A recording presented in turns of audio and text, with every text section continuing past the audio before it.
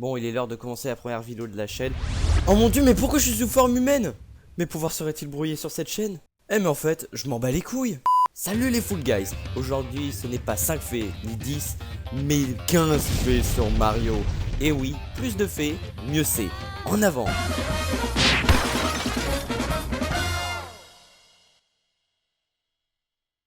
Super Mario Bros est le jeu le plus vendu de tous les temps, avec plus de 200 millions de ventes. Pas étonnant que Nintendo se soit fait des couilles en or.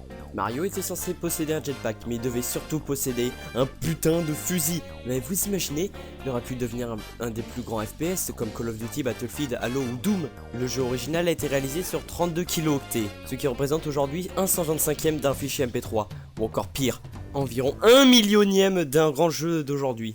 Alors pour cette anecdote, je pense que tout le monde le sait, mais certains ne le savent pas, donc je dis quand même, Mario utilise son poing pour casser les briques, et non sa tête. N'empêche, c'est un peu logique quoi, parce que si tu casses une brique avec ta tête, il se passe ça. Mario s'appelle ainsi en hommage au propriétaire du terrain où se situait le siège de Nintendo.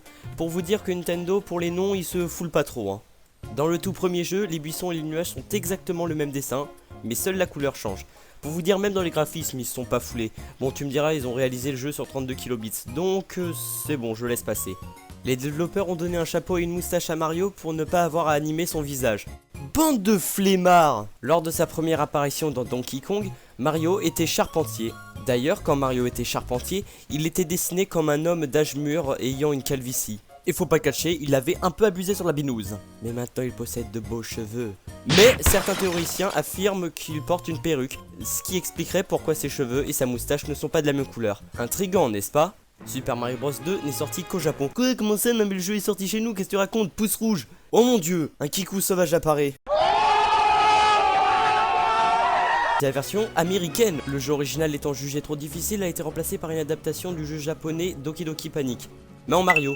Le jeu original sorti plus tard intitulé Super Mario Bros. The Lost Levels. A l'époque de la NES, Mario devait grimper sur Yoshi, mais il n'avait pas encore la technologie pour le faire.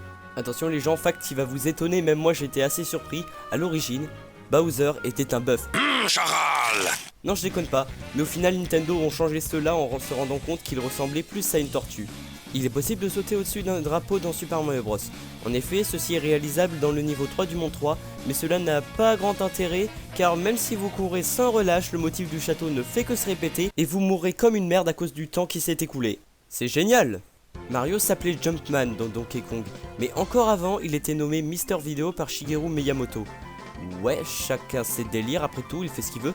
En plus, l'ermite moderne l'a bien dit. Je suis Miyamoto, je fais ce que je veux. Donkey Kong devait être à la base une adaptation de la série Popeye. Quand Nintendo a su qu'il fallait les droits du marin aux épinards, ce qui reviendrait légèrement cher, l'entreprise a simplement changé les personnages du jeu. Popeye est devenu Mario, Olive est devenue Pauline, oui parce que la princesse Peach elle n'existait pas à l'époque. Et Brutus est devenu Donkey Kong. Voilà, cette vidéo est terminée. J'aurais pu énoncer les théories sur Mario, mais flemme.